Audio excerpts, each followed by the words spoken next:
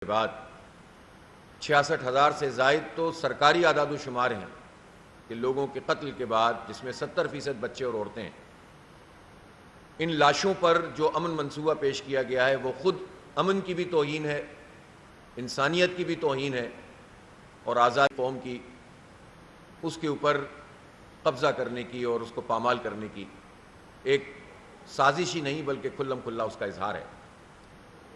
سب سے پہلی بات تو یہ ہے کہ جو امن منصوبہ پیش کیا ڈونلڈ ٹرمپ نے، اس میں جو بنیادی فریق ہے اس کا تذکرہ ہی نہیں کیا گیا۔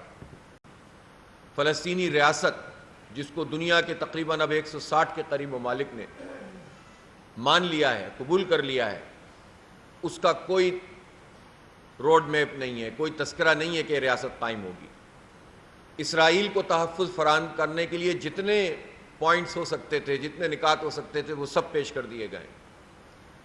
حماس کو ڈسارم کرنے کی بات ہے جو خود ایک غیر قانونی بات ہے، اس لیے کہ حماس تو ایک ریزسٹنٹ فورس ہے جو بیرونی قبضہ گیروں کے خلاف مزاحمت کر رہی ہے، اور اس کو اس مزاحمت کا، اس مسلح مزاحمت کا اختیار اقوام متحدہ دیتی ہے، اس کا چارٹر دیتا ہے۔ اسرائیل کو تو عالمی عدالت نے مجرم قرار دے دیا ہے کہ تو وارنٹ نکال دیے نیتن یاہو کے، لیکن حماس جو ریزسٹنٹ فورس ہے اس کو دہشت گرد قرار دے کر اور اس کو غیر مسلح کرنے کی بات اگر امن منصوبے میں کی جائے گی تو یہ امن منصوبہ نہیں ہے، یہ ظالموں کو مزید قتل عام کرنے کا لائسنس دینا ہے۔ اسی طرح سے ایون فلسطینی اتھارٹی تک کو اس میں شامل نہیں کیا گیا ہے، بلکہ ایک بین الاقوامی فورس تشکیل دی جائے گی جس کا سربراہ ڈونلڈ ٹرمپ خود ہوگا، اور اس میں ٹونی بلیئر نامی ایک ایسے شخص کو لایا جا رہا ہے کہ جو قتل عام میں ملوث ہے عراق میں، جس پر ایلیگیشن ہی نہیں ہے، مقدمے قائم ہوئے ہیں۔ ایک بین الاقوامی جھوٹ جنہوں نے بولا تھا ٹونی بلیئر اور اس وقت بش، اور انہوں نے کہا تھا کہ عراق میں ویپنز آف ماس ڈسٹرکشن موجود ہیں اور اس کی بنیاد پر پوری دنیا کو موبلائز کر کے اپنی زبردستی قراردادیں پاس کروا کے یلغار کی تھی، اور اس کے نتیجے میں لاکھوں بچے دوائیں نہ ملنے اور غذائی قلت کی وجہ سے شہید ہو گئے تھے۔ پورا عراق تباہ ہو گیا تھا، اور پھر اپنی مرضی سے انہوں نے وہاں کا سسٹم قائم کیا۔ یہ چاہتے ہیں کہ غزہ میں بھی نوآبادیاتی دور کو دوبارہ سے بحال کر دیں، وہ نوآبادیاتی نظام جس میں کالونیاں بنی ہوئی تھیں اور جس میں مختلف طاقتیں لوگوں کو غلام بناتی تھیں۔ یہ نئے نوآبادیاتی دور کا آغاز کرنے کا اعلان کیا ہے ڈونلڈ ٹرمپ نے۔ ہمیں افسوس ہے اس بات کا کہ پاکستان کی حکومت نے اس کے منصوبے کے اعلان کرنے سے پہلے اس کو تسلیم کر لیا، جو در حقیقت فلسطین پر ہماری 78 سال نہیں بلکہ پاکستان بننے سے پہلے جو پاکستان بنانے کی تحریک تھی آل انڈیا مسلم لیگ کی، یہ 100 سال کا تقریباً ہمارا اثاثہ تھا اور ہمارا موقف ہے، جس پر ہمارا پوری قوم کا کنسنسس ہے۔ اس کے برخلاف ہماری حکومت نے اور وزیر اعظم صاحب نے مکمل حمایت ڈونلڈ ٹرمپ کے امن منصوبے کی کر دی، اور جب اب پوری دنیا میں اس پر بات ہو رہی ہے اور سوالات اٹھ رہے ہیں، تو تب جا کر نائب وزیر اعظم صاحب، وزیر خارجہ صاحب نے کہا ہے کہ اس میں قابل وضاحت چیزیں موجود ہیں۔ میں سمجھتا ہوں کہ یہ رویہ قومی وقار کے منافی ہے، پاکستان کی پالیسی کے خلاف ہے، قائد اعظم کی پالیسی کے خلاف ہے، پاکستان کے 25 کروڑ لوگوں کے موقف کے خلاف ہے، اور در حقیقت وہ جو مظلوم لوگ ہیں، مجبور لوگ ہیں، ان کے خلاف طاقتوروں کو مزید طاقت فراہم کرنے کا ایک عمل ہے۔ اس لیے ہم حکومت کے اس پورے رویے کی مذمت بھی کرتے ہیں اور یہ مطالبہ کرتے ہیں کہ واضح طور پر وہ یہ اعلان کریں کہ ہم صرف ایک ریاست چاہتے ہیں اور وہ ہے فلسطین کی آزاد ریاست۔ اس کے علاوہ جتنی باتیں بھی آپ تسلیم کریں گے وہ اسرائیل کے موقف کو مضبوط کر سکتی ہیں، اور یہی وجہ ہے کہ جیسے ہی پرائم منسٹر نے ٹویٹ کی تو یہ سوال پیدا ہو گیا ہے کہ کیا پاکستان اسرائیل کو تسلیم کرنے کی طرف جا رہا ہے؟ عملاً تو ان کا یہ اقدام اسی طرف جو ہے قدم بڑھاتا ہے۔ اب کتنی بھی آپ وضاحتیں کرتے رہیں، جب آپ یہ کہتے ہیں کہ آپ فلسطینی ریاست کا تذکرہ ہی نہ کریں اس امن منصوبے میں اور 100% اس کو قبول کر لیں، جب آپ اسرائیل کی پروٹیکشن کے اقدامات کی توثیق کر دیں، جب آپ ڈسارم کرنے کی بات کریں حماس کو اور اقوام متحدہ کے چارٹر کی نفی کر دیں، تو پھر اس کے بعد بچتا کیا ہے؟ اس لیے میں حکومت سے یہ بات واضح طور پر کہنا چاہتا ہوں کہ طاقت کے ذریعے اور اپنی حکومت کی جو کچھ بھی ان کے پاس موجود ہے اس کی طاقت کے ذریعے اگر وہ یہ سمجھتے ہیں کہ وہ اپنے کسی مذموم ارادے میں کامیاب ہو سکتے ہیں، تو انہیں بات سمجھ لینی چاہیے کہ اس کی ہر سطح پر مزاحمت کی جائے گی۔ کسی بھی صورت میں ابراہیم ایکارڈ یا اسرائیل کو تسلیم کرنے کی طرف جو پیش رفت ہوگی اس کی شدید مزاحمت ہوگی، گلی محلوں میں ہوگی، سڑکوں پہ ہوگی، ہر لحاظ سے ہوگی، اور یہ حکمران طبقہ عبرت کا نشان بن جائے گا انشاءاللہ۔ جو کوئی بھی قائد اعظم اور پاکستان کی پالیسی کے خلاف جائے گا اور اسرائیل کی ہمدردی کی طرف بڑھے گا اور مظلوموں کے خون کا سودا کرے گا۔ میں یہ بات بھی کہنا چاہتا ہوں کہ فلسطین کے حوالے سے اس امن منصوبے کو پاکستان کی طرف سے ماننے کا مطلب یہ ہوگا کہ ہم کشمیر پہ بھی اپنے موقف سے دستبردار ہو جائیں۔ وہاں بھی یہ بات کر دیا ہے کہ ادھر تم ادھر ہم، تو پھر اس کے بعد رہ کیا گیا؟ مودی نے جب 370 اور 35A کی کلاس ختم کی اور مقبوضہ کشمیر کو اپنا حصہ قرار دیا، تو پاکستان کا موقف تو یہی ہے نا کہ اس کو ختم ہونا چاہیے۔ اگرچہ کہ یہ سوال موجود ہے کہ جب 2019 میں یہ سب کچھ کیا جا رہا تھا تو اس وقت کی حکومت اور اسٹیبلشمنٹ کیا کر رہی تھی، اور ان باتوں کو تقویت ملتی ہے کہ اس وقت کے لوگوں نے کوئی ساز باز کی تھی۔ لیکن سوال یہ ہے کہ جب ہم اس کو بالکل 100% سمجھتے ہیں کہ بھارت کا یہ اقدام اقوام متحدہ کی قراردادوں کے خلاف ہے، تو دنیا بھر میں اس سے ملتے جلتے کسی بھی مسئلے پر آپ یہ بات کریں گے تو آپ اپنے کشمیر کے موقف کو بھی کمزور کریں گے۔ اس لیے فلسطین کا یہ معاملہ، یہ ہمارا ایمانی مسئلہ بھی ہے، یہ انسانیت کا معاملہ بھی ہے، اس پر کسی بھی صورت میں کمپرومائز نہیں کیا جائے گا۔ سمود فلوٹیلا جو دنیا میں ایک بہت بڑی علامت بن گیا مزاحمت کی، اور آپ کو معلوم ہے کہ جو انٹرنیشنل فلوٹیلا کی تنظیم ہے اس نے پے در پہ وہ فلوٹیلاز نکالے ہیں جس نے اسرائیل کو مزید ایکسپوز کیا ہے۔ یعنی ایک طرف بمباری کر کے مارتے ہیں اور دوسری طرف محاصرہ کر لیتے ہیں۔ ایجپٹ سے جو چھوٹا سا حصہ ملتا ہے رفح کراسنگ کا، اس کو بند کر دیا جاتا ہے۔ اقوام متحدہ کہتی ہے کہ ایڈ پہنچاؤ، یہ ایڈ نہیں پہنچنے دیتے، محدود قسم سے کچھ ٹرک بھیج دیتے ہیں اندر۔ 22-23 لاکھ انسان وہاں قحط سالی کا شکار ہیں، پانی تک نہیں ملتا ہے صاف پینے کا، اور اس کے نتیجے میں انسانی المیہ پیدا ہو رہا ہے، کتنے بچے شہید ہو چکے ہیں۔ اور ایسی صورتحال میں بجائے اس کے کہ عالمی برادری اسرائیل پر دباؤ ڈالے، پہلا کام امریکہ یہ کرے کہ اس سے کہے کہ راستے کھولو اور ان کو ایڈ پہنچاؤ، غذا پہنچاؤ، وہ ایسے باتیں کر رہا ہے کہ جس کے نتیجے میں اسرائیل مزید طاقتور ہو جائے۔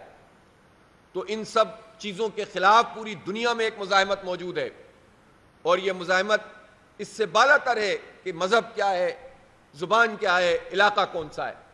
اور یہی وجہ ہے کہ آپ دیکھیں کہ یہ جو موجودہ فلوٹیلا ہے، سمود فلوٹیلا، اس میں پاکستان سے ہمارے سابق سینیٹر مشتاق احمد خان اور 5 افراد موجود ہیں، جس میں مظہر شاہ صاحب بھی ہیں جو آزاد جموں و کشمیر کی اسمبلی کے بھی ان کے وزارت میں بھی شامل ہیں، وزیر ہیں۔ ان کے علاوہ بھی 3 افراد ہیں۔ نیلسن منڈیلا کے پوتے ہیں منڈیلا، فرانس کے رکن یورپین پارلیمنٹ ریما حسن موجود ہیں اس میں۔ اسی طرح سے میری میسمور جو یورپی پارلیمنٹ کی ممبر ہیں وہ بھی موجود ہیں۔ ایما فورڈ موجود ہیں، سابق میئر بارسلونا اسپین کے۔ ایڈا کلاو موجود ہیں، اور سب سے بڑی بات یہ کہ گریٹا تھنبرگ، جس نے ایک عورت ہوتے ہوئے زبردست ایک آئرن لیڈی کا کردار ادا کیا ہے، اور پچھلے فلوٹیلا کو بھی لیڈ کیا اور اس فلوٹیلا کو بھی اس نے لیڈ کیا ہے۔ وہ ایک ماحولیاتی ورکر ہے، اور اس نے اس ہمت کا مظاہرہ کیا جس نے پوری دنیا کے حکمرانوں کو بھی، بالخصوص مسلم حکمرانوں اور فوجوں کو یہ سبق دیا ہے کہ ایک خاتون نمائندگی کر رہی ہے انسانیت کی، اور پوری دنیا کی طرف سے وہ ایڈ لے کر روانہ ہو جاتی ہے بار بار، اور ایک مرتبہ پھر انٹرسپٹ کیا ہے اسرائیل نے سمود فلوٹیلا کو۔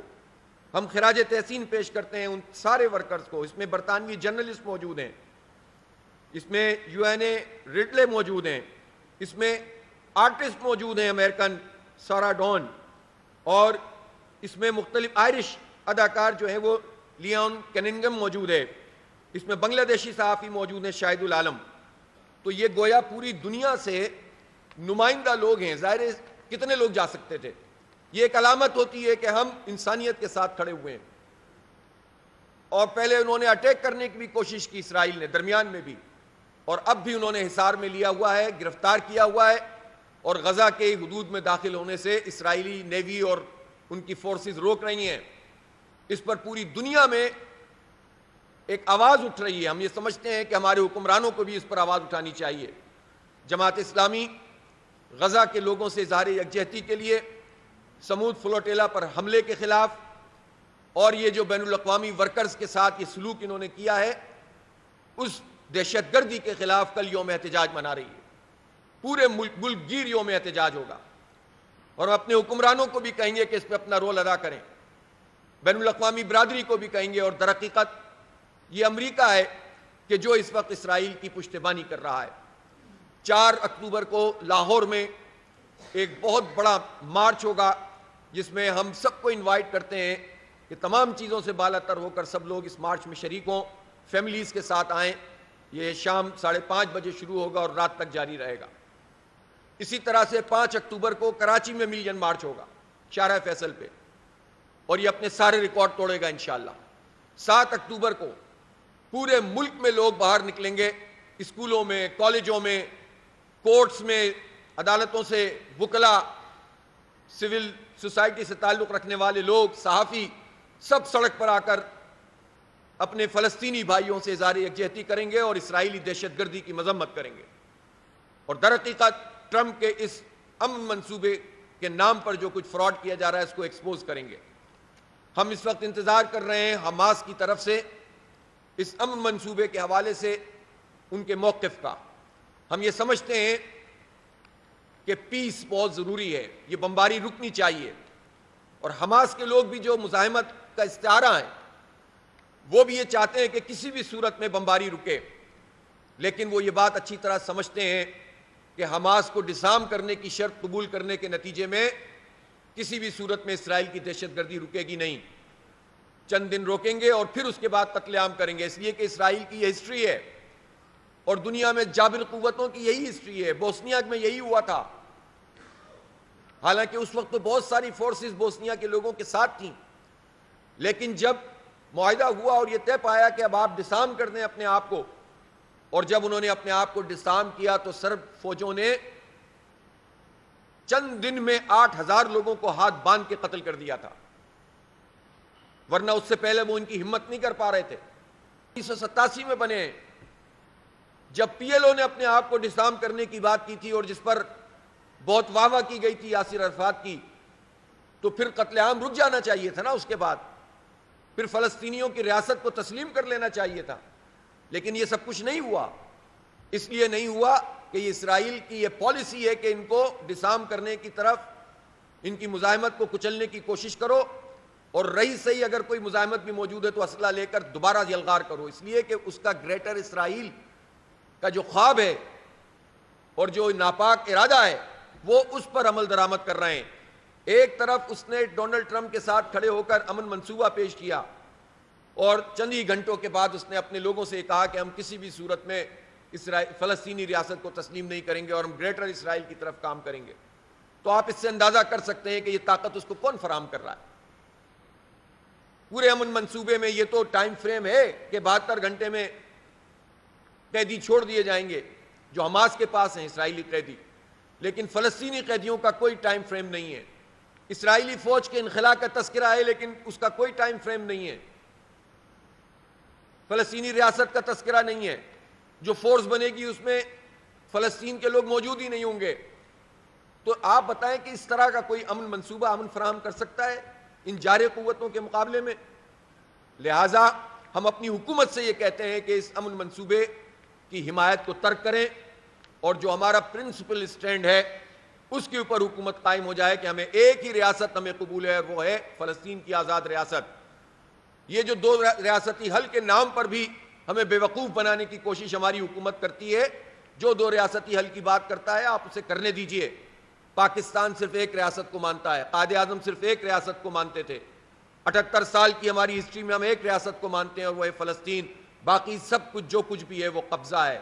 اسرائیل قبضہ گیر ہے. وہ مقبوضہ فلسطین ہے, وہ اسرائیل نہیں ہے. اس کو اگر جارح قوتوں نے لیجیٹیمیٹ قرار دیا ہے تو ہم نہیں دے سکتے. ہم پوری دنیا کے ساتھ ضرور چلیں گے لیکن اپنی پوزیشن کو خراب نہیں کریں گے. اس لیے ہماری یہ تحریک اب آگے بڑھے گی. ہم فلسطینیوں کے ساتھ ہیں, ان کے مظلوموں کے ساتھ ہیں, ہم غزہ کے مجاہدوں کے ساتھ ہیں, ہم غزہ کے مظلوم لوگوں کے ساتھ ہیں, اور ہم حماس کو ایک قانونی لیجیٹیمیٹ ریزسٹنٹ ڈیموکریٹک فورس سمجھتے ہیں. اس لیے کہ وہ قانونی طور پر ریزسٹنس بھی کر سکتے ہیں اور وہ ڈیموکریٹک بھی ہیں کہ انہوں نے 2006 میں الیکشن جیتا تھا. اور جو لوگ حماس کے اوپر رکھ کر یہ کہتے ہیں کہ اسرائیل کی دہشت گردی حماس کی وجہ سے ہے, تو 1987 میں 1987 میں حماس بنے, اس سے پہلے دہشت گردی جو اسرائیل کر رہا تھا وہ کس بنیاد پہ کر رہا تھا؟ یہ پی ایل او کیوں بنی تھی؟ یہ بتائیں کہ 1948 میں تو اسرائیل کو ریاست کے طور پر انہوں نے اناؤنس کیا ہے, اس سے پہلے جو قتل عام ہو رہا تھا وہ کون کر رہا تھا؟ آپ اپنی پاکستان کی آزادی کی تحریک اٹھا کر دیکھ لیجئے, آل انڈیا مسلم لیگ کی قراردادیں دیکھ لیجئے. 23 مارچ 1940 کی قرارداد میں جو دوسری قرارداد پاس ہوئی تھی وہ فلسطینیوں کے حق میں تھی. آپ اپنا پورا لٹریچر اٹھا کر دیکھ لیجئے, آپ اپنی پوری ہسٹری دیکھیے. 1931 میں علامہ اقبال جا رہے ہیں فلسطین انٹرنیشنل کانفرنس کے لیے. 1937 میں آل انڈیا مسلم لیگ کی قرارداد پاس ہو رہی ہے کہ جو گاجر مولی کی طرح مسلمانوں کو قتل کیا جا رہا ہے اس کو روکا جائے فلسطین میں. ابھی اسرائیل کو ریکگنائز نہیں کیا گیا ہے, صرف اعلان بالفر ہوا ہے. 1938 میں نے ابھی پچھلے دنوں حوالہ دیا, خود ہمارے عزیز, ان کی کتاب میں نے دیکھی, ان کو گرفتار کیا گیا تھا. مجلس احرار میں وہ ہوتے تھے کہ تم نے فلسطینیوں کے حق میں تقریر کی ہے, اور انگریز سرکار نے گرفتار کر لیا تھا, سزا سنا دی تھی. یہ تو بھرا پڑا ہے پوری ہماری ہسٹری. اس وقت کون سے حماس تھے؟ تو اسرائیل دہشت گرد ہے, قابض ہے, اس کی کوئی قانونی حیثیت نہیں ہے سوائے اس کے کہ یورپ نے اور باقی ممالک نے اپنا گند یہاں پر لا کے ڈال دیا اور پوری دنیا سے ان صہیونیوں کو جمع کر کے اپنی جان چھڑائی اور ہمیشہ کے لیے ایک عذاب میں مبتلا کر دیا مڈل ایسٹ کو اور پوری دنیا کے امن کو. لہٰذا کسی صورت میں بھی اس کو قبول نہیں کیا جا سکتا. آج اس اہم موقع پہ جب ہم فلسطین کے حوالے سے بات کر رہے ہیں اور جو سمود فریڈم فلوٹیلا ہے اس پر اسرائیلی دہشت گردی کے خلاف بات کر رہے ہیں, اور ہم نے جو پورا اپنی احتجاجی پروگرام ہے وہ دیا ہے, ہمیں افسوس ہوتا ہے کہ جب ہم آزاد جموں و کشمیر کے حالات دیکھتے ہیں اور وہاں پر کل جو کچھ ہوا ہے, کل اور پرسوں, وہ بہت افسوسناک ہے. جس طرح سے عوام نکل کر کھڑے ہوئے ہیں اپنے مطالبات کے لیے, تو یہ حکمرانوں کو سمجھنا چاہیے کہ یہ عام لوگ ایسے نہیں نکل جاتے, کسی کے کوئی نہ کوئی مسئلہ ہوتا ہے جس کی بنیاد پر کوئی ہوا دیتا ہے. یہ ٹھیک ہے کہ چند لوگ ایسے ہو سکتے ہیں کہ جو کسی اور موقف کے حامی ہوں, بھارت کے موقف کے حامی ہوں, خود مختار کشمیر کے حامی ہوں, لیکن عام لوگ تو ایسے نہیں ہیں. وہ تو سب پاکستان کے ساتھ ہیں, ان کا آنا جانا پاکستان کے ساتھ ہے. ہماری آرمڈ فورسز میں موجود ہیں, پولیس میں موجود ہیں, پورا پنڈی, پورا اسلام آباد آزاد کشمیر جموں و کشمیر کے لوگوں سے بھرا ہوا ہے. کراچی تک جو ہے وہ آپ کو بے شمار ہزاروں لوگ ملیں گے جو آزاد جموں و کشمیر اور گلگت بلتستان کے ہیں. کوئی تفریق نہیں ہے. پاکستان اور آزاد جموں و کشمیر اور گلگت بلتستان, اس میں کوئی تفریق نہیں ہوتی, سب ایک ہیں. لیکن چند لوگوں کے موقف کو عوام کا موقف قرار دینا یہ حکومت کی نااہلی ہے. ایشوز کو ایڈریس کریں. اگر واقعی یہ 12 سیٹوں کا مسئلہ ہے اور ہے تو اس کا جو قانونی طریقہ ہے اس کے لیے اس کو متعین کیا جائے اور یہ حلقہ بندیاں ختم کی جائیں جس کے نتیجے میں یہ ساری ریگنگ ہوتی ہے. اسی طرح سے جو پارٹیاں آزاد جموں و کشمیر میں موجود ہیں عملاً ان کا کوئی رول نہیں رہا ہے. وہ برادری کی بنیاد پر نسل در نسل چلے آ رہے ہیں اور انہوں نے پوری سیاست کو یرغمال بنایا ہوا ہے. دیکھتے ہیں پاکستان میں کس کی حکومت ہے اور کس کی طرف اسٹیبلشمنٹ کا اشارہ ہے, اس طرف وہ پارٹی کے لوگ چلے جاتے ہیں, وہ پارٹی مضبوط ہو جاتی ہے. کوئی جنون گراؤنڈ پر جو بیس کیمپ ہے ہمارا آزادی کا, اس کی چیزوں کو ایڈریس نہیں کیا جا رہا. جب آپ بات کریں گے تو خود بخود کچھ مانیں گے, کچھ منوائیں گے. لیکن طاقت کا استعمال کبھی بھی مفید ثابت نہیں ہوتا. اور آپ دیکھیں کہ بھارت میں خوشیاں منائی جائیں, وہ بھارت جو پوری دنیا میں آئسولیٹ ہو چکا ہے, ابھی لداخ میں کرفیو لگا ہے اور بھارت کے اوپر سوالات اٹھ رہے ہیں, اور ہمارا حکمران طبقہ اپنی عاقبت نااندیشی کی وجہ سے اس کو یہ مٹیریل فراہم کرے تو یہ افسوسناک ہے. میں آزاد جموں و کشمیر کے لوگوں سے بھی یہ کہنا چاہتا ہوں کہ پاکستان اور آزاد جموں و کشمیر علیحدہ چیز کا نام نہیں ہے. ہم تو مقبوضہ کشمیر کے لوگوں کے جذبوں کو دیکھتے ہیں کہ وہ پاکستان کے ساتھ کس قدر کو دیکھیں آپ. تو اگر آپ کو کوئی بھی ڈیٹریک کرنا چاہتا ہے تو آپ کسی سازش کا حصہ نہ بنے. پاکستان آپ کا ہے, آپ پاکستان کے ہیں, لیکن آپ کے جتنے جائز مطالبات ہیں ان سب کے ساتھ ہم کھڑے ہوئے ہیں اور جماعت اسلامی ان کی حمایت کرتی ہے. اور ہم یہ چاہتے ہیں کہ کسی بھی طریقے سے امن قائم ہونا چاہیے. جو کشمیر کونسل ہے اس کے صدر وزیر اعظم ہوتے ہیں, یہ ان کو پہلے سے جاگنا چاہیے تھا. جو کمیٹی انہوں نے رات بنائی ہے, یہ کمیٹی اگر پہلے سے کام کر رہی ہوتی تو شاید حالات اتنے نہیں بگڑتے. سویلین لوگ شہید ہوئے ہیں, پولیس والے شہید ہوئے ہیں, یہ سب ہمارے ہیں, ہم نے. پولیس بھی کوئی علیحدہ سی چیز نہیں ہوتی. ایسے حالات کیوں پیدا کرتے ہیں کہ جس میں عام حالات خراب ہو جائیں؟ تو عقل سے کام لیں اور چیزوں کو ایڈریس کریں.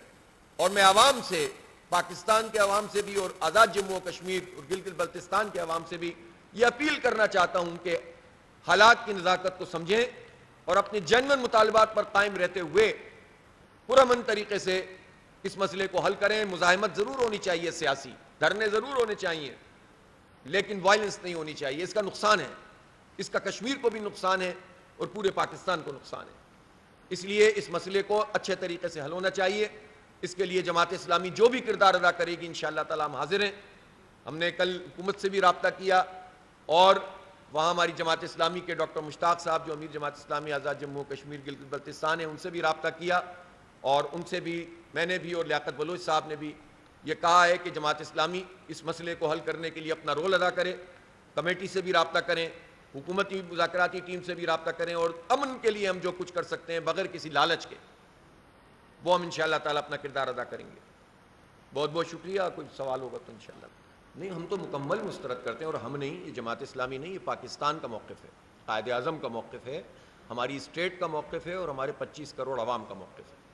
اس لیے اس میں تو کوئی دو رائے ہے ہی نہیں. البتہ پوری دنیا میں اگر اس پر کوئی گفتگو کر رہا ہے, یورپی ممالک کر رہے ہیں, تو وہ اپنے انداز میں چیزوں کو دیکھیں. لیکن پاکستان تو یہ نہیں کر سکتا نا کہ دو ریاستی حل کے نام پر اسرائیل کو تسلیم کر لیے. کیسے ممکن ہے؟ یہ تو ہو ہی نہیں سکتا. تو جو بھی اگر یہ سوچ رہا ہے تو وہ تو سوچنا بھی چھوڑ دے, ورنہ میں نے کہا نا, اگر مطلب یہ ہے کہ وہ عبرت کا نشان بن جائے گا جو اس کی طرف پیش قدمی کرے گا. کوئی بھی ہو, کتنا بھی طاقتور ہو, کتنی بڑی بندوق جس کے ہاتھ میں ہو, جو قومی مفادات سے غداری کرے گا وہ غدار ہی قرار دیا جائے گا, چاہے اس کے پاس کتنی بھی طاقت اور حکومت موجود ہو. اصل میں دیکھیں ڈار صاحب کچھ بھی کہیں, لیکن امن منصوبے پہ سیاست کا کیا مطلب ہے؟ پوری دنیا میں لوگ چیخ رہے ہیں, تھو تھو کر رہے ہیں, اور انہوں نے منصوبہ پیش ہونے سے پہلے ہی چاپلوسی والی ٹویٹ کر دی تھی شہباز شریف صاحب نے. تو یہ خوشامد کی سیاست کریں جائز ہے, چاپلوسی کی سیاست کریں جائز ہے, غلامی کی سیاست کریں جائز ہے, ہماری سیاست کو گروی رکھ دیں امریکہ کے ہاتھوں میں جائز ہے, اور ہم حق بات نہ کریں, فلسطینیوں کے حق میں بات نہ کریں, اس منصوبے کو ایکسپوز نہ کریں, یہ تو غلط ہے نا. کوئی کسی اپنے مفاد کے لیے تو ہم یہ بات نہیں کر رہے, ہم تو اپنی قومی پالیسی کی بات کر رہے ہیں. آپ اس کو لے کر چلیں گے ٹھیک ہے, نہیں لے کر چلیں گے آپ کے خلاف بات کی جائے گی. تو ہم یہ چاہتے ہیں کہ یہ خوشامد, چاپلوسی اور غلامی کی سیاست چھوڑ دے حکومت, اور امت کے, انسانیت کے اور پاکستان کے عوام کے مفاد میں اور وقار جو ہے نا اس کو سامنے رکھتے ہوئے اپنا موقف پیش کریں. آپ نے دوسرا سوال اتنا لمبا کہ پہلا میں بھول گیا, آپ نے کیا کہا؟ All parties. ہاں, حکومت کا تو دیکھیں یہ کام تھا نا کہ پارلیمنٹ, اب جیسی بھی پارلیمنٹ انہوں نے بنائی ہے, 47 کی ہے, 45 کی ہے, 47 ہی کی ہے زیادہ تر تو, لیکن اپنی ہی بنائی ہوئی پارلیمنٹ میں بھی چیزوں کو لے کر نہیں آتے, تو یہ کتنے افسوسناک بات ہے. تو پارلیمنٹ میں بھی لائیں اور آل پارٹیز اسٹیک ہولڈرز ہیں, اور ان کو ساتھ بٹھا کر بات کریں. آپ کو یاد ہوگا پچھلے سال بھی جماعت اسلامی کے انیشیٹو پہ ہی حکومت نے آل پارٹیز کانفرنس بلائی تھی, اور اچھا کیا تھا, ہم نے اس کو پھر اپریشیٹ کیا تھا, ہم خود شریک ہوئے تھے, ہم نے اپنا موقف پیش کیا تھا, اور جو موقف وہاں پر پیش کیا گیا تھا اسی کو لے کر چلنا چاہیے تھا. لیکن پھر یہ ہوا کہ یہ سلسلہ منقطع ہو جاتا ہے, تو یقیناً اس کے اوپر اسٹیک ہولڈرز کو اعتماد میں لینا چاہیے, اور اتنی بڑی بات جب کرنے آپ جا رہے ہوتے ہیں تو اس سے پہلے مشورہ تو ہونا چاہیے. اور جہاں تک آپ کا یہ تعلق ہے، آپ نے کہا کہ نون لیگ اور پیپلز پارٹی کا غیر فطری اتحاد ہے، میرے خیال میں یہ عین فطری اتحاد ہے. ان دونوں کے مقاصد ایک جیسے ہیں اور ان دونوں کی سیاست ایک جیسی ہے. یہ دونوں مل کر ماشاءاللہ جو لوٹ مار کا ایک پروگرام ہے پورے پاکستان میں سسٹم چل رہا ہے، اس کو تحفظ بھی فراہم کرتے ہیں، فروغ بھی دیتے ہیں.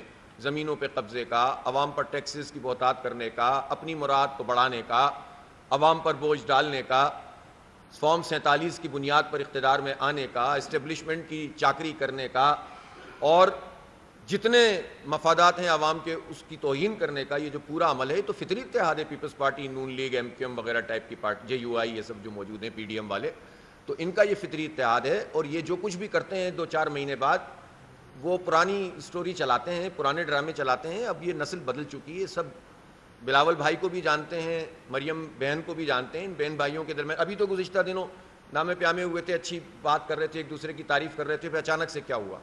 جہاں تک موقف کی بات ہے وہ یہ ہے کہ بے نظیر انکم سپورٹ پروگرام بھی یہ کوئی پیپلز پارٹی کا پروگرام تو نہیں ہے، یہ تو نون لیگ کا بھی پروگرام ہے. نام صرف بے نظیر کا رکھا ہے، احساس پروگرام تھا پچھلی حکومت میں اس کا نام، اس سے پہلے بے نظیر انکم سپورٹ پروگرام تھا. اصل بات یہ ہے کہ اس میں کرپشن ہوتی ہے. اصل بات یہ ہے کہ اس میں 3 مہینے میں 10-12 ہزار روپے آپ کسی فیملی کو دیتے ہیں تو اس سے کون سی غربت ختم ہوتی ہے.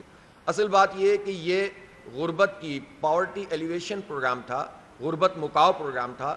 اور ورلڈ بینک نے خود بتا دیا کہ پچھلے 3 سال میں 7% غربت میں اضافہ ہو گیا، 18 سے 25% پہ چلی گئی. جب یہ سب کچھ ہو رہا ہے تو اس پروگرام کے بجائے کچھ اور نہیں سوچنا چاہیے. اگر آئی ٹی میں لوگوں کو امپاور کیا جائے، فری آئی ٹی کورسز کرائے جائیں، ڈگریاں کروائی جائیں، اتنی مہنگی تعلیم ہو گئی ہے، نوجوانوں کو امپاور کیا جائے تو خود بخود یہ مسئلے حل ہو جائیں گے. محدود پیمانے پہ یہ ہو سکتا ہے کہ کچھ لوگوں کی فوری مدد ریلیف کے لیے جو کیا جا سکتا ہے وہ کیا جائے، لیکن اس کو باقاعدہ پروگرام بنا کر سیاسی بنیادوں پہ استعمال کرنا اور وڈیروں اور جاگیرداروں کے ذریعے سے، اور چھوٹے چھوٹے جو برادریوں کے بڑے ہوتے ہیں وہ سب کے شناختی کارڈ جمع کر لیتے ہیں. پھر انہوں نے کہا ہم اے ٹی ایم سے کریں گے تو انہوں نے اے ٹی ایم جمع کرنے شروع کر دی. اب غریب لوگوں کو بیچارے جاہل بنا کے رکھا ان ظالموں نے 78 سال میں، ان وڈیروں، جاگیرداروں، سرمایہ داروں نے. تو اس کے نتیجے میں ان کو تو پتہ بھی نہیں ہوتا. تو اے ٹی ایم بھی انہی کے پاس ہوتے ہیں، چنگے مڑسوں کے پاس، اور جو وہ ہوتا ہے شناختی کارڈ بھی وہ جمع کر لیتے ہیں. تو عملاً تو 20-25% لوگ جینون ہوتے ہوں گے کہ جن کو یہ پیسے ملتے ہیں. تو یہ جو 700 ارب روپے کا قومی خزانے پر بوجھ ہے، اس 700 ارب روپے سے یہ فری آئی ٹی پروگرام شروع کر دیں تو یہ 3-4 سال میں یہ فیملیز اٹھ کر کھڑی ہو جائیں گی. ہم یہ بات کہتے ہیں کہ کرپشن ختم کرو، لوٹ مار ختم کرو، غریب کو مت مکاؤ، خیرات مت دو، حق دو لوگوں کو، اور یہ نورا کشتی بند کرو جو نون لیگ اور پیپلز پارٹی کے درمیان چل رہی ہے. سب کیا ہے. آپ کو یاد ہوگا، دیکھیں یاد بھی رکھنا چاہیے نا، پچھلے سال تو ہم نے باقاعدہ اسی موضوع پر پرائم منسٹر سے ملاقات کی تھی. بعض لوگوں نے اس پہ اعتراض کیا پرائم منسٹر سے کیوں مل رہے ہیں. ہم نے کہا بھائی فلسطین کے مسئلے پہ مل رہے ہیں نا، اپنی تنخواہیں بڑھانے کے لیے تھوڑی مل رہے ہیں. جو پارلیمنٹ میں لوگ مل کر تنخواہیں بڑھا لیتے ہیں اس میں سارے اتحادی ایک ہو جاتے ہیں. یا اگر ایکسٹینشن دینی ہو باجوہ صاحب کو تو P T I, Noon league, peoples party, J U I وغیرہ ٹائپ کے سب پتہ نہیں کون کون اکٹھا ہو جاتا ہے. یا اگر 26ویں ترمیم لانی ہو تو کام شروع ہو جاتا ہے. تو ہم تو فلسطین کے لیے اور بجلی کے بلوں کے حوالے سے ملتے ہیں، عوام کے لیے ملتے ہیں، یا امت کے لیے ملتے ہیں، یا انسانیت کے لیے ملتے ہیں. تو ہم نے مطالبات بھی پیش کیے، تحریر بھی دی، تقریر بھی کی، آل پارٹیز بھی بلوائی، وہاں پر بھی اپنی بات پوری کی، اور جو کچھ کر سکتے ہیں وہ کر رہے ہیں. اور دوسری بات یہ ہے کہ بھائی احتجاج اگر پاکستان میں ہم اناؤنس کریں گے تو امریکہ میں جا کے میں احتجاج کیسے کروں؟ پاکستان میں ہی کروں گا نا مسئلہ. اور آپ اگر یہ سمجھتے ہیں کہ فلسطین کا مسئلہ کوئی دوسرا مسئلہ ہے تو یہ تو غلط بات ہے نا. فلسطین کا مسئلہ ہمارے ایمان کا مسئلہ ہے، فلسطین کا مسئلہ ہماری امت کا مسئلہ ہے، انسانیت کا مسئلہ ہے. اور امریکہ کا مسئلہ تو، امریکہ کا یہ عذاب تو پوری دنیا کے اوپر مسلط ہے نا، اس کی دہشت گردی کا یہ عذاب، اور اسرائیل کا. تو اس کے خلاف جو بھی آواز اٹھے گی وہ گلوبل آواز جہاں سے بھی اٹھے گی وہ پورے گلوب کو فائدہ پہنچائے گی. اب آپ نے بات تو مکمل ہو گئی آپ کی. جی دیکھیں بات یہ ہے کہ عرب ممالک، جن 7-8 ممالک جس میں عرب بھی اور ترکی بھی شامل تھا، انہوں نے خود جو اپنی پریس ریلیز جاری کی تھی، جو اپنا موقف پیش کیا تھا، اعلامیہ جاری کیا تھا، اس میں اور ڈونلڈ ٹرمپ کے امن منصوبے میں فرق ہے. یعنی فراڈ کیا ہے ٹرمپ نے ان لوگوں کے ساتھ بھی، دھوکہ دیا ہے کہ بات اس نے کچھ اور کی ہے، اعلان کچھ اور کیا ہے. یہی وجہ ہے کہ قطر کی طرف سے یہ بات آئی ہے کہ اس میں قابل وضاحت چیزیں موجود. ظاہر ہے ڈپلومیٹک گفتگو میں یہی کر سکتا ہے قطر، زیادہ کرنا چاہیے. ہم تو مسلم ممالک سے توقع رکھتے ہیں کہ وہ کھل کر بات کریں، لیکن اپنے ڈپلومیٹک مینز میں انہوں نے اگر یہ بات کی ہے تو یہ بہت اہم بات ہے نا، کہ جو سب سے بڑا اس میں اسٹیک ہولڈر ہے، جو مذاکرات بھی کروا رہا ہے اور جس پر حملہ بھی ہوا تھا، جس سے معافی تک منگوا لی، تو وہ قطر اگر یہ کہتا ہے کہ اس میں قابل وضاحت چیزیں موجود ہیں تو امن منصوبہ تو تیل بیچنے چلا گیا نا. وہ کیا امن منصوبہ رہ گیا ٹرمپ کا؟ تو ٹرمپ کو تو اس میں منہ کی کھانی پڑی ہے. اس لیے ہم کہتے ہیں کہ چاپلوسی میں جلد بازی کرنے کی ضرورت نہیں ہوتی. یعنی منصوبہ پیش ہونے سے پہلے ٹویٹ آ گیا تھا وزیر اعظم کا، یہ کیسے ہو جاتا ہے یار؟ اور یہ کیسے کر لیتے ہیں؟ یہ بھی ہمت کی بات ہے. دیکھیں حماس بہت ظاہر ہے کہ ان کا ایشو کیا ہے. ان کا ایشو یہ ہے کہ وہ اپنی ریزسٹنس کو کبھی بھی ختم نہیں کریں گے. وہ تو ان کا حق ہے، اور یہ حق ان کو پوری دنیا کے قوانین بھی دیتے ہیں، اسلام بھی دیتا ہے، انسانیت بھی دیتی ہے. دوسری بات یہ کہ وہ امن بھی چاہتے ہیں. آپ ان کی پوزیشن سمجھیں. وہاں پر 22 لاکھ لوگ اس وقت محصور ہیں، بھوک کا شکار ہیں اور ظلم کا شکار ہیں، روز بمباری ہو رہی ہے. تیسری پوزیشن یہ ہے کہ اگر وہ ڈسارم ہونے کی اس شق کو مان لیتے ہیں تو اس کے نتیجے میں تو اسرائیل کو کھلی چھوٹ مل جائے گی، لائسنس ٹو کل مل جائے گا، اور وہ اسرائیل تو کبھی بھی باز نہیں آتا. تو اس ساری سچویشن میں ان کا جو اوریجنل موقف ہے وہ تو ظاہر ریزسٹنس ہے، اور وہ اس پر قائم رہیں گے. لیکن حالات کے تناظر میں وہ جو بھی فیصلہ کریں گے ہم ان کے فیصلے کے ساتھ کھڑے ہوں گے انشاءاللہ تعالی. اور ہم یہ سمجھتے ہیں کہ وہی اصل فریق ہیں، وہی وہاں کے عوام کے صحیح ترجمان ہیں. ایون فلسطینی اتھارٹی بھی وہ اتھارٹی نہیں رکھتی ہے عوامی لحاظ سے کہ جو اتھارٹی وہاں پر حماس رکھتی ہے، اور اسی کو اگر آپ ڈسمینٹل کرنا چاہیں تو کیسے ممکن ہے کہ وہاں امن قائم ہو سکتا ہے. بہت شکریہ جناب. نہیں، ہم اسی لیے تو آپ سے بات کر رہے ہیں، اسی لیے تو یوم احتجاج منا رہے ہیں، اسی لیے تو ہفتہ یکجہتی غزہ فلسطین منا رہے ہیں. اسی لیے کرتے ہیں یہ ملین مارچز ہم جو مسلسل کر رہے ہیں. ہاں یہ بات ضرور ہے، پاکستان میں یہ سوال ضرور ہے کہ پاکستان میں باقی پولیٹیکل پارٹیز اس پر کام کیوں نہیں کرتی. حکومت تو جو کچھ کر رہی ہے، اپوزیشن کی طرف سے بھی تو اسرائیل اور امریکہ کی کھلی مذمت نہیں ہوتی. اب اس امن منصوبے کو اپوزیشن کو تو کم از کم مسترد کرنا چاہیے. ایک ایسا لپٹا ہوا سا بیان جاری کر کے اب سمجھیں کہ ہم نے پاکستان کے عوام کے غصے کے مقابلے میں ہوا نکال دی، تو یہ نہیں چلے گا.